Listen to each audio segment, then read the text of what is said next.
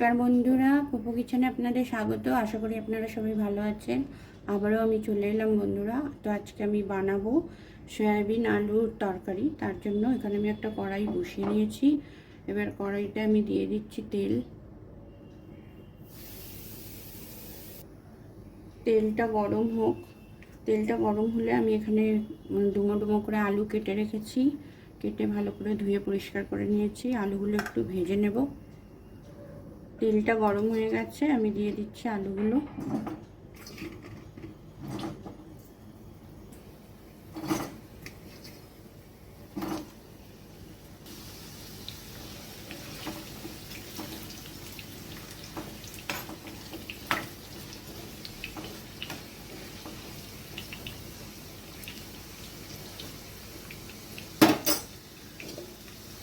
আমি একটু ঢেকে দিচ্ছি, আলুগুলো ভাজাও হবে, হালকা সেদ্ধও হয়ে আসবে।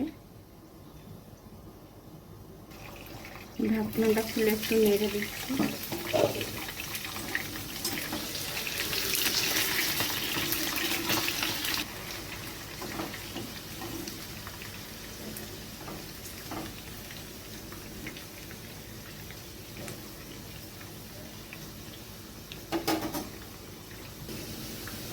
আলুগুলো হালকা লাল লাল হয়ে গেছে, এবার আমি এগুলো তুলে নেব।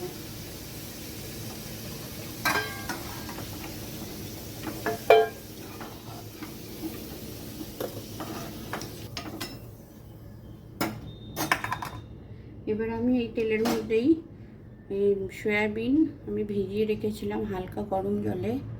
এই সয়াবিনগুলো জল ঝরিয়ে নিয়েছি, এগুলো আমি তেলের মধ্যে হালকা ভেজে নেব।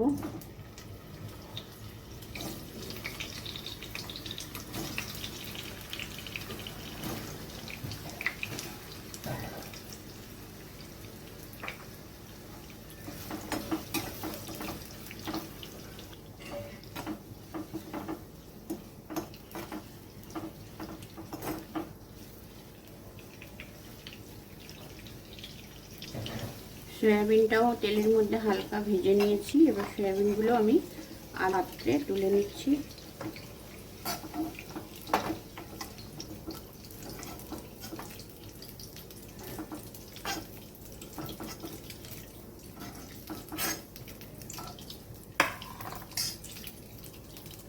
এবার এই তেলের মধ্যেই আমি দিয়ে দেব দুটো তেজপাতা ফোড়ন দিচ্ছি, গোটা গরম মশলা হালকা থেতো করে নিয়েছি। এবার আমি দিয়ে দেব হাফ চামচ চিনি।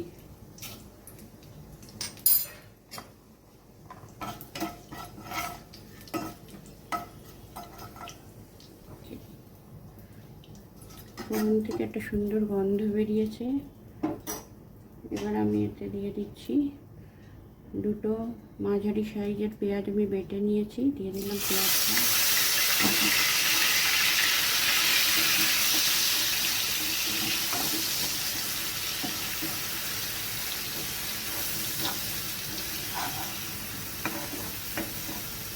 পেঁয়াজটা হালকা করে ভাজবো।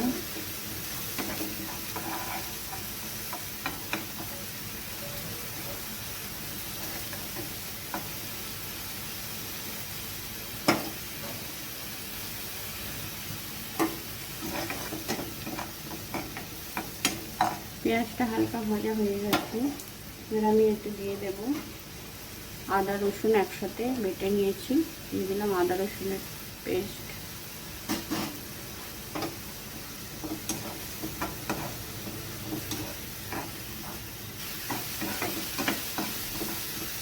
আদা রসুন আর পেঁয়াজটা ভালো করে একসাথে নেড়ে নিয়েছি। এবার এর মধ্যেই আমি দিয়ে দেব হাফ চামচ হলুদ গুঁড়ো, দিচ্ছি হাফ চামচ ধনে গুঁড়ো, দিয়ে দিচ্ছি হাফ চামচ লাল লঙ্কা গুঁড়ো। মশলাটা আবারও ভালোভাবে কষিয়ে নেব।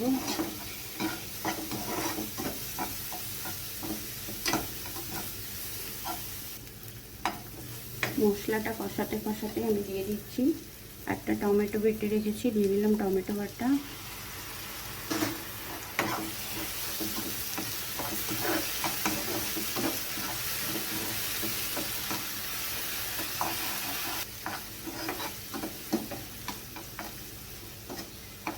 মশলাটা কষানো হয়ে গেছে, তেল ছেড়ে দিয়েছে। এবার আমি দিয়ে দিচ্ছি ভেজে রাখা আলু আর সয়াবিনটা।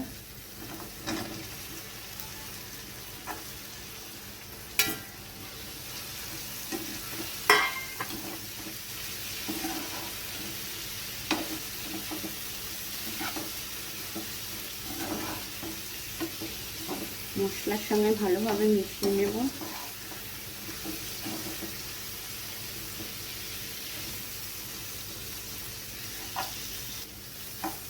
দিয়ে দিচ্ছি সামান্য একটু জল,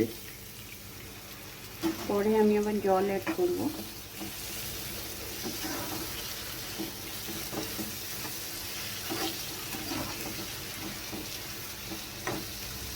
এবার আমি দিয়ে দেবো পরিমাণ মতো লবণ,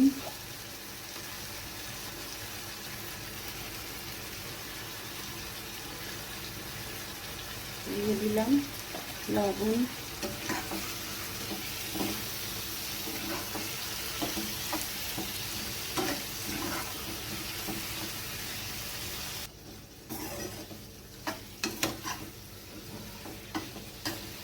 লবণটা ভালোভাবে মিশিয়ে নিয়েছি সাথে। এবার আমি এতে দেবো জল, পরিমাণ মতো জল দেবো, যতটা ঝোল রাখবো সেই বুঝে আমি এতে জল দেবো।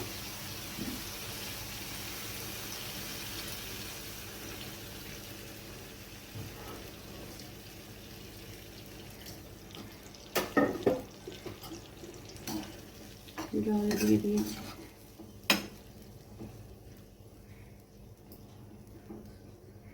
জলটা দিয়ে একটু নেড়েচেড়ে আমি এবার এটা ঢেকে দেব 5 মিনিটের জন্য। মিডিয়াম আছে আমি এটা ঢেকে দিলাম 5 মিনিটের জন্য। 5 মিনিট মতো হয়ে গেছে, আমি ঢাকনাটা খুলে দেখে নিচ্ছি।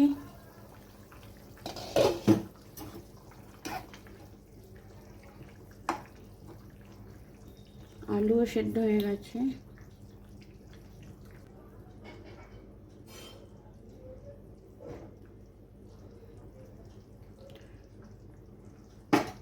এবার আমি এতে সামান্য একটু গরম মশলা অ্যাড করব।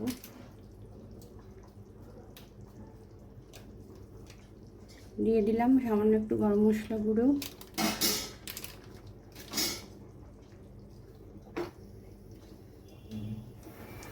এবার আমি গ্যাসটা অফ করে তরকারিটা নামিয়ে নেব। গ্যাসটা অফ করে দিলাম।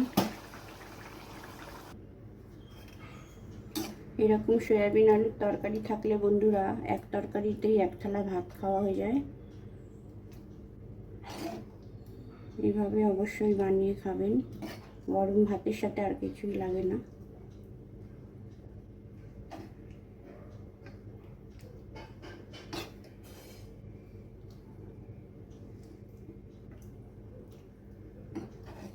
খেতে একদম মাংসের ঝোলের মতো লাগে বন্ধুরা, এইভাবে বানিয়ে অবশ্যই খাবেন।